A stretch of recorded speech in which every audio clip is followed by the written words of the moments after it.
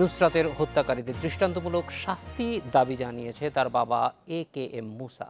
প্রিয় সন্তানের নিথর দেহ নিয়ে ঢাকা মেডিকেল ছাড়ার আগে তিনি সুষ্ঠু বিচারের আবেদন জানান। এদিকে ময়নাতদন্ত শেষে চিকিৎসকরা জানান অতিরিক্ত পুড়ে যাওয়ার কারণেই নুসরাতের মৃত্যু হয়েছে। DNA নমুনা সংগ্রহ করে পাঠানো হয়েছে ল্যাবরেটরিতে।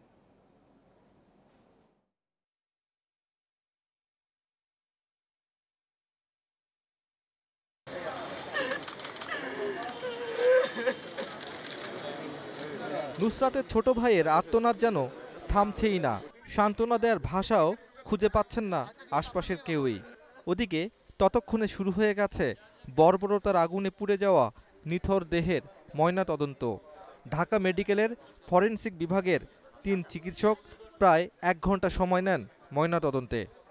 এর আগে সেখানে পৌঁছায় পুলিশের সুরহতাল প্রতিবেদন। কিছু DNA টেস্ট এবং মাইক্রোবায়োলজিক্যাল টেস্টও করতে হবে, সেই জন্য এই মুহূর্তেই কোনো পোস্টমর্টম রিপোর্টটা আমরা দিচ্ছি। মৃত্যু আসলে তো যেহেতু একটা এক্সটেন্সিভ বার্ন ছিল এবং এই 80% বার্ন এবং এই বার্নের যে কনসিকুয়েন্স সেটারই একটা পরিণতি আমরা বলতে পারবো। আর পাশাপাশি যেহেতু বার্ন হলে আপনারা জানেন যে ইনহ্যালেশন ইঞ্জুরিটা হয় ভিতরে ফুসফুসের, সেটি আসলে প্রধান কারণ ছিল। সন্তান হারানোর শোকে দিশেহারা বাবার আকুল আকুতি ন্যায় বিচারের, যাতে আর কোনো নুসরাতকে এভাবে প্রাণ দিতে না হয়, যেন আর কোনো বাবাকে এভাবে বহন করতে না হয় সন্তানের মরদেহ। আইন অনুযায়ী সুষ্ঠু এবং ন্যায় বিচার কামনা করতেছি প্রশাসনের মাধ্যমে, যেহেতু আপনারা আমার থেকে আরো আগ থেকে সব ব্যবস্থাপনা করছেন, যেটা ভাষায় করা যাবে। জাতীয় মানবাধিকার কমিশনের চেয়ারম্যান কাজী রিয়াজুল হক খুনিদের দৃষ্টান্তমূলক শাস্তির দাবি জানান। বলেন, বিচারহীনতার সংস্কৃতির কারণেই এভাবে প্রাণ দিতে হচ্ছে নুসরাতদের। মানবিক দৃষ্টিকোণ থেকে ওর সাথে যে মানবিক মর্যাদাহানি করা হয়েছে সেটারও বিচার হওয়া উচিত। সেটাকে আমি আশা করব পুলিশ তাকে প্রত্যাহার করেছে, শুধু প্রত্যাহার না, বিষয়টি তদন্ত করে এ ব্যাপারে যদি তার দোষ পাওয়া যায় নিশ্চয়ই তাকে এই ব্যাপারে করতে হবে। অবশেষে থানা পুলিশ আর হাসপাতালের আনুষ্ঠানিকতা শেষ করে নুসরাতের কফিনের গাড়ি ফেনীর সোনাগাজীর উদ্দেশ্যে ঢাকা ছাড়ে, সঙ্গে সন্তানহারা বাবা আর বোনহারা ভাই। Abdullah Al Rafi, independent news, Dhaka. নুসরাত হত্যা নিয়ে কথা বলতে আমাদের সঙ্গে আছেন জাতীয় মানবাধিকার কমিশনের চেয়ারম্যান কাজী রিয়াজুল হক এবং সহকর্মী অনুপম শীল। কাজী রিয়াজুল হক, আপনার কাছে একটু প্রথমেই জানতে চাই যে আপনি বলছিলেন যে মানবিক মর্যাদা হানির অভিযোগ এসেছে বিশেষ করে দায়িত্বরত পুলিশের কাছ থেকে। এই ধরনের ঘটনায় অনেক সময় আমরা দেখি যে যথাযথ ব্যবস্থা নেওয়া হয় না। নুসরাতের ক্ষেত্রেও সেরকমটাই হয়েছে। তো এই ক্ষেত্রে যাতে দৃষ্টান্তমূলক শাস্তি দেয়া হয় সেই ব্যাপারে মানবাধিকার কমিশন কোনো ধরনের পদক্ষেপ নেবে কিনা?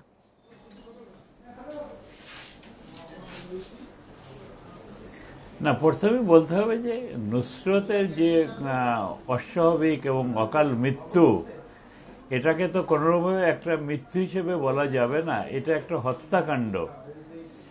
এই হত্যাকাণ্ডের, এই নৃশংস হত্যাকাণ্ডের সঙ্গে যারা জড়িত তাদেরকে দৃষ্টান্তমূলক শাস্তি দিতে হবে এবং হত্যাকাণ্ডের জন্য যে শাস্তি, অর্থাৎ হত্যাকাণ্ডের শাস্তি মৃত্যুদণ্ড, তাদেরকে সেই শাস্তি তাদেরকে দিতে হবে এবং সেটা করার দায়িত্ব যাদের ভিতরে রয়েছে তার ভিতরে পুলিশ থেকে শুরু করে পুলিশ, বিভিন্ন সাক্ষী, আমাদের সরকারি আইনজীবী এবং সর্বশেষ আদালত, বিচারক, সবাইকেই তাদের দায়িত্বটি সঠিকভাবে পালন করতে হবে এবং প্রত্যেককেই একটা জিনিস খেয়াল রাখতে হবে যে আমরা নুসরাতের হত্যাকাণ্ডের মধ্যে দিয়ে এটাকে একটা তার মানবিক মর্যাদার প্রতি যে বিভিন্ন সময় বিভিন্ন অবমাননামূলক কাজ করা হয়েছে, তার নিজের অধ্যক্ষ, তার নিজের ছাত্রীকে, তার কন্যাতুল্য ছাত্রীকে যে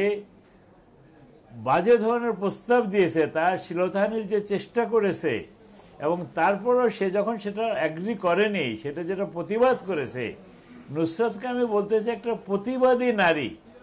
সে সমাজ একটা তার নিজের জীবন দিয়ে একটা দৃষ্টান্ত স্থাপন করে দিল, অন্যায়ের কাছে নত স্বীকার করা যাবে না।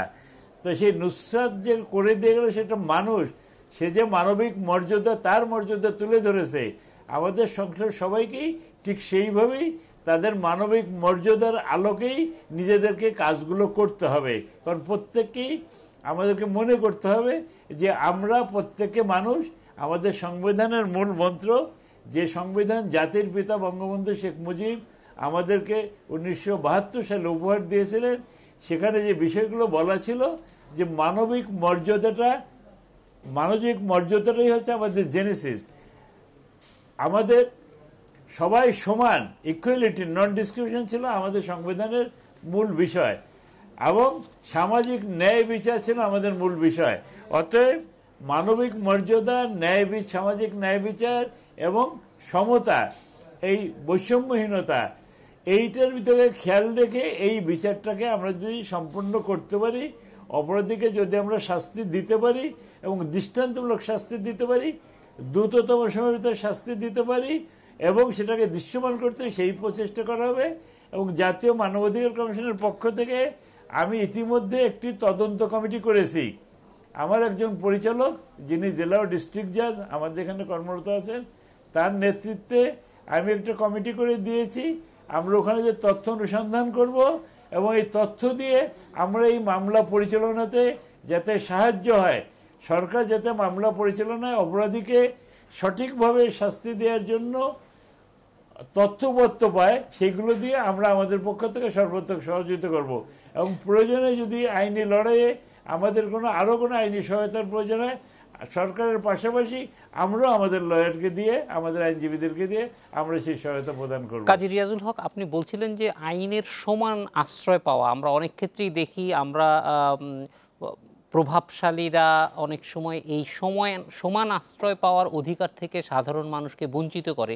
এবং নুসরাতের ঘটনায় আমরা দেখছি যে নুসরাত যখন জানছে যে এই লড়াইটা খুবই অসম একটা লড়াই, কিন্তু তারপরেও তিনি অত্যন্ত সাহসিকতার সঙ্গে এই লড়াইটা চালিয়ে যাওয়ার কথা বলছেন এবং নিজের মৃত্যুর সম্ভাবনা দেখার পরেও তিনি এই লড়াইটা চালিয়ে গেছে। ফলে রাষ্ট্র হিসেবে, দেশ হিসেবে আমাদের আসলে নুসরাতের মতো, একটা হচ্ছে নুসরাতের ন্যায় বিচার প্রতিষ্ঠা করা, আর দ্বিতীয় হচ্ছে নুসরাতের মতো আরও যারা আছে, যারা প্রভাবের কারণে ন্যায় বিচারের কাছে যেতে পারে না, এই বিষয়টা নিশ্চিত করা। সেইটি মানবাধিকার কমিশনের জন্য একটা বড় কাজ হতে পারে এবং সেটা কিভাবে আপনারা এগিয়ে নিতে পারেন?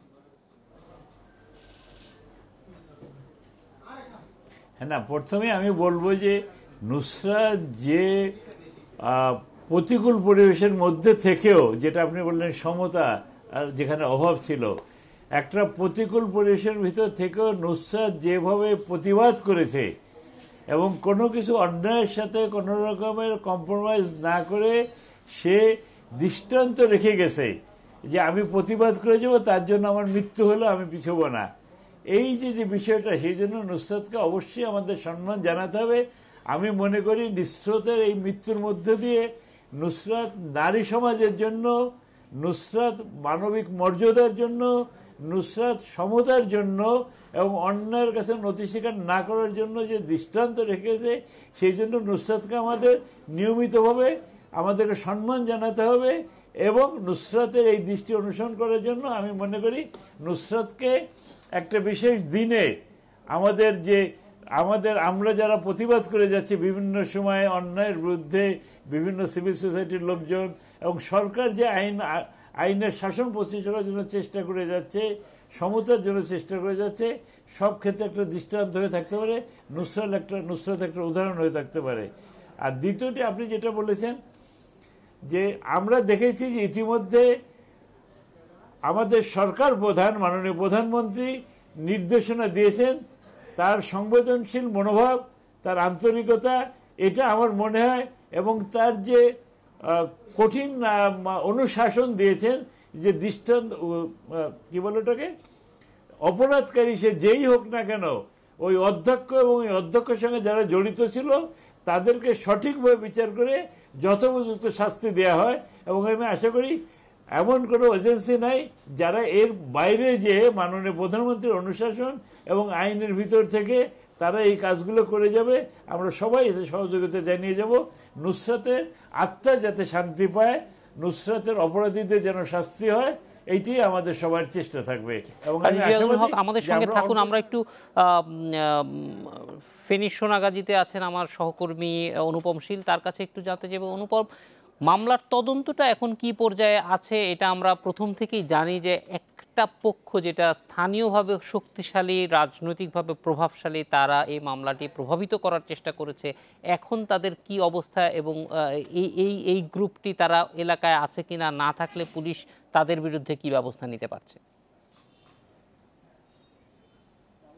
জাহিদ ভাই, আসলে গতকাল রাতে যখনই নুসরাত মারা যায় তারপর থেকে কিন্তু এই এলাকা বা আমরা যদি বলি এখানকার সামাজিক প্রেক্ষাপট এই ঘটনাকে ঘিরে সেটি কিছুটা না একেবারে পুরোপুরি বদলে গেছে। এখন আসলে আমরা মাঝখানে যে বিষয়টি শুনছিলাম যে অধ্যক্ষকে মুক্তি দিতে হবে, এই ধরনের মানববন্ধনও এখানে হয়েছে এবং নুসরাতের গায়ে যখন আগুন দেওয়া হচ্ছিল তখনও ইনিয়ে বিনিয়ে এটিকে আত্মহত্যার চেষ্টা, এই বিষয়গুলি নিয়ে যাওয়ার চেষ্টা করা হচ্ছিল। কিন্তু গতকাল নুসরাত যখন মারা গেল তারপরে কিন্তু সেই পক্ষটি এখন এখানে সক্রিয় নেয় এবং ইতিমধ্যে এখানকার যে স্থানীয় ভারপ্রাপ্ত কর্মকর্তা ছিলেন যার সম্পর্কে নুসরাতের পরিবার বা স্বজনরা পক্ষপাতের অভিযোগ করেছিলেন তাকে কিন্তু এখান থেকে প্রত্যাহার করা হয়েছে। নতুন ভারপ্রাপ্ত কর্মকর্তা এসেছেন এবং ইতিমধ্যে এই মামলাটি কিন্তু পুলিশ ব্যুরো অব ইনভেস্টিগেশন বা পিবিআইকে হস্তান্তর করা হয়েছে।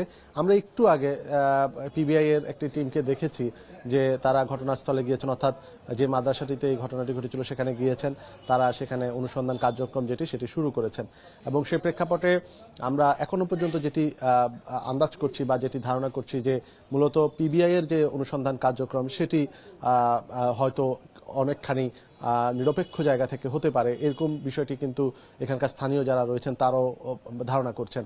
এবং সেই প্রেক্ষাপটে আমরা যেটি দেখছি যে ইতিমধ্যে 9 জনকে আটক করা হয়েছে, এর মধ্যে 3 জন আছে যারা এজাহারে নামীয় আসামি এবং এই 9 জনের মধ্যে 6 জনকে বিভিন্ন মেয়াদে ইতিমধ্যে রিমান্ডে নিয়েছে পুলিশ এবং তাদের কাছ থেকেও তথ্য প্রাপ্তির একটি বিষয় রয়েছে। আর আরেকটি বিষয় যে এখানে যে দুটি পক্ষ, আসলে আপনি বলছিলেন যে এক পক্ষ অধ্যক্ষের পক্ষে সাফাই গাওয়ার চেষ্টা করছিল, সেই পক্ষটি এখন এখানে আসলে আজকে আমরা সারাদিন আসলে ওই পক্ষের কাউকে দেখিনি। সবাই কিন্তু এই মর্মান্তিক ঘটনাকে ঘিরে যারা মূলত বিভিন্নভাবে নানা মেরুকরণ করার চেষ্টা করেছে তারা কিন্তু এখন অনেকটা উচ্চকণ্ঠ বা তাদের যে উচ্চকণ্ঠ ছিল সেটি কিন্তু এখন নেই। এবং আমরা বরং দেখেছি যে যারা মূলত এই ঘটনাটিকে শুরু থেকে প্রতিবাদ জানিয়ে আসছিল তারাই কিন্তু দেখেছি এখানে আজকে অত্যন্ত সরব একটি উপস্থিতি। অনুপম শীল, কাজী রিয়াজুল হক, আপনারা দুজনেই আমাদের সঙ্গে থাকুন। নুসরাত হত্যা নিয়ে কথা বলতে আমাদের সঙ্গে আছেন মানবাধিকার কমিশনের চেয়ারম্যান কাজী রিয়াজুল হক এবং সহকর্মী অনুপম শীল। অনুপম, আপনার কাছে একটু জানতে চাই যে মামলার তদন্ত এখন কি পর্যায়ে আছে এবং পিবিআই তদন্তের কোন পর্যায়ে আছে? না, পিবিআই কিন্তু আজকেই মাত্র কাজ শুরু করেছে, অর্থাৎ আজকে আমরা আধা ঘন্টা আগে দেখেছি মূলত পিবিআই এর একটি টিম তারা যে ঘটনাস্থল সেখানে পরিদর্শনে এসেছেন এবং তারা হয়তো ধাপে ধাপে সেখানে যারা এই ঘটনার সাথে সংশ্লিষ্ট মানে সাক্ষী বা নুসরাতের যারা বান্ধবীরা আছে সেদিন সেখানে উপস্থিত ছিল তাদের সাথে কথা বলবে এবং মাদ্রাসার অন্যান্য শিক্ষকদের সাথে হয়তো তারা কথা বলতে পারে, পরিবারের সাথে কথা বলতে পারে। তবে সেটা আজকে শুরু হয়েছে এবং পিবিআই এর এই তদন্ত কিন্তু নির্দিষ্ট কোনো সময় ধরে চলবে বিষয়টি সেরকম নয়। তারা তাদের এই তদন্ত কাজে মূল অপরাধী এবং অপরাধের সাথে সংশ্লিষ্ট যারা আছেন তাদেরকে সম্পূর্ণভাবে যারা এই বিষয়টি প্রমাণ করার ক্ষেত্রে যে যে ধরনের কার্যক্রম নেওয়া দরকার সেটি তারা করবেন। মূল অপরাধী এবং অন্যান্য অপরাধী যারা সহযোগী আছেন তাদের বেশ কয়েকজনই রিমান্ডে আছে, সেখানে কি ধরনের তারা তথ্য দিয়েছে এটা ব্যাপারে কোনো কিছু জানা গেছে কিনা? না, এটি আসলে অত্যন্ত তাদের তদন্ত কাজের জন্যই আসলে এই বিষয়গুলোতে তথ্য সাধারণত এই রিমান্ডে কি ধরনের তথ্য দেয় সেটি জানানো হয় না। তবে আমরা আজকে জেলা পুলিশ সুপারের সাথে কথা বলেছিলাম ফেনীর, তিনি যেটি বলেছেন যে এই ঘটনাটি যে তারা একেবারেই পূর্ণাঙ্গভাবে এর মূলে কারা আছে, কারা কারা এই বিষয়ে সহযোগিতা করছে সেই বিষয়টি তারা দেখতে চান এবং সেই জন্য তারা একেবারে পূর্ণ শক্তি দিয়েই আসলে তদন্ত কাজটি করবেন বলেই তিনি জানিয়েছেন এবং এই ক্ষেত্রে কার কোনো ধরনের প্রভাব চাপ এই বিষয়গুলোর সাথে কোনোভাবেই নতি স্বীকার করা হবে না বলেই তিনি আমাদেরকে জানিয়েছেন। অনুপম শীল, ধন্যবাদ আমাদের সঙ্গে যোগ দেওয়ার জন্য। কাজী রিয়াজুল হক, আমরা জানি যে এই ঘটনাটির পর থেকেই নুসরাত এবং তার পরিবারের নানান ধরনের চাপের মধ্য দিয়ে আছে, এখনও সেই চাপটা অব্যাহত থাকতে পারে প্রত্যক্ষ বা পরোক্ষভাবে। সেক্ষেত্রে আসলে এই পরিবারটিকে কি ধরনের সাপোর্ট দেয়া প্রয়োজন হবে রাষ্ট্রের পক্ষ থেকে?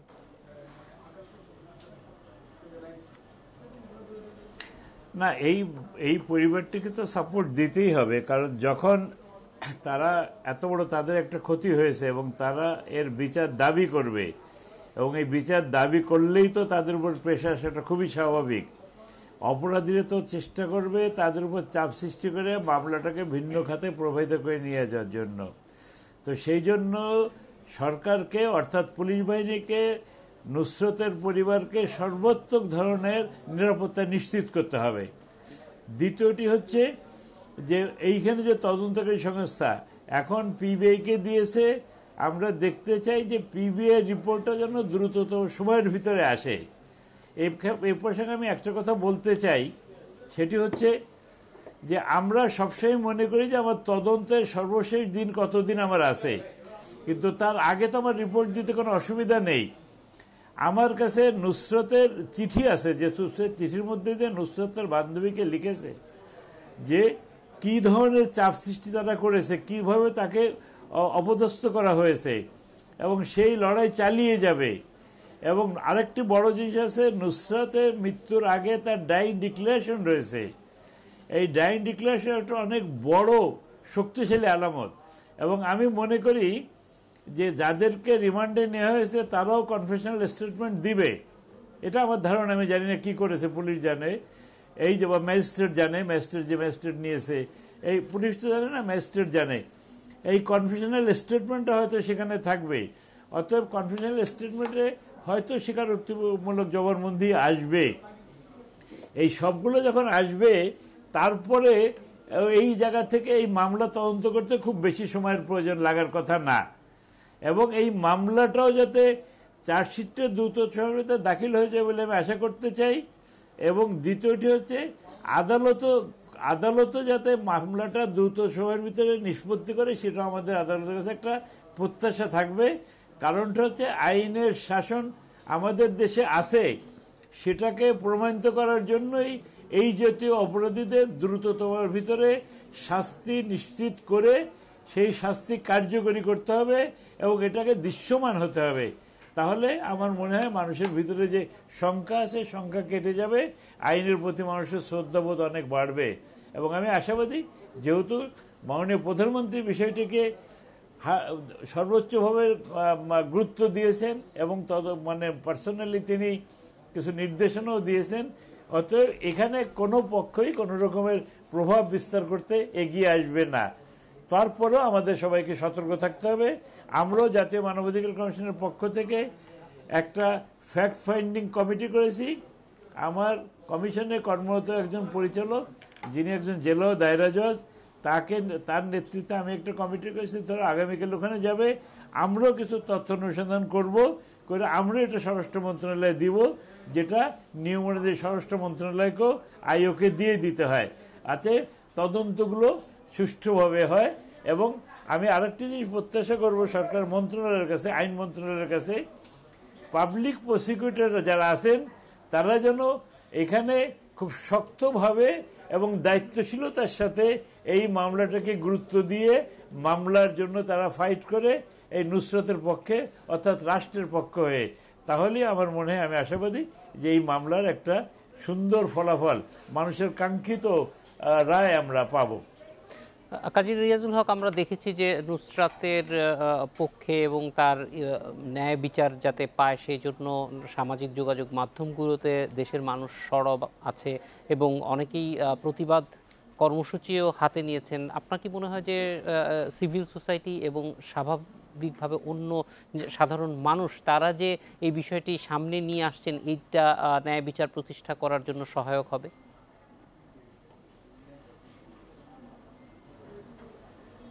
না, তো ডেফিনেটলি এটা তো একটা বড় ফ্যাক্টর। আমি যখন আজকে সকালবেলা আমি অনেক সময় ছিলাম ঢাকা মেডিকেল বার্ন ইউনিটে, আমি যেখানে দেখেছি সেখানে আমি উপস্থিত হয়ে দেখেছি যে আমাদের মিডিয়া কর্মীরা তারা যেভাবে আগ্রহ নিয়ে তথ্যগুলো নিচ্ছে, আমাদের ইন্টারভিউ নিয়েছে, তারা এই যে মিডিয়ার মাধ্যমে একটা অনেক বড় চাপ সৃষ্টি করা হয়েছে আসামিদের বিরুদ্ধে এবং মামলার সঠিক বিচারের জন্য।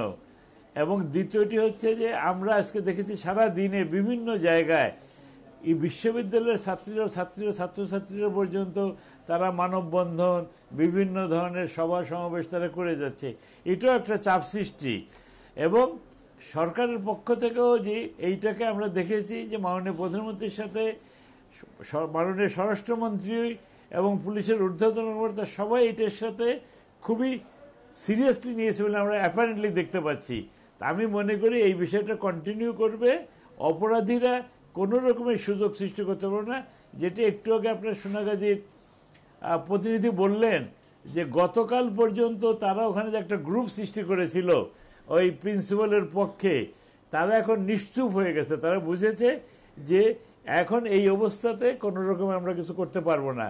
তার জন্য আমাদের চুপ থাকলে হবে না, আমাদের সবাইকে সজাগ থাকতে হবে, আমাদের সবাইকে এইটার জন্য লড়ে যেতে হবে। এবং আমি মনে করি যে নুসরত তার জীবন দিয়ে সত্য প্রতিষ্ঠা করার জন্য, আইনের শাসন প্রতিষ্ঠা করার জন্য, দেশের অন্যের কাছে নথি স্বীকার না করার মতো যে কাজ সে করে গেছে, সেই জন্য নুসরতকে সিম্বল হিসেবে নিয়ে আমাদের নুসরতের প্রতি শ্রদ্ধা জানাতে হবে এবং নুসরতকে সিম্বল হিসেবে নিয়ে আমাদের দেশে নারী নির্যাতন, নারী হ্যারাসমেন্টের বিরুদ্ধে একটা সামাজিক আন্দোলন গড়ে তুলতে হবে।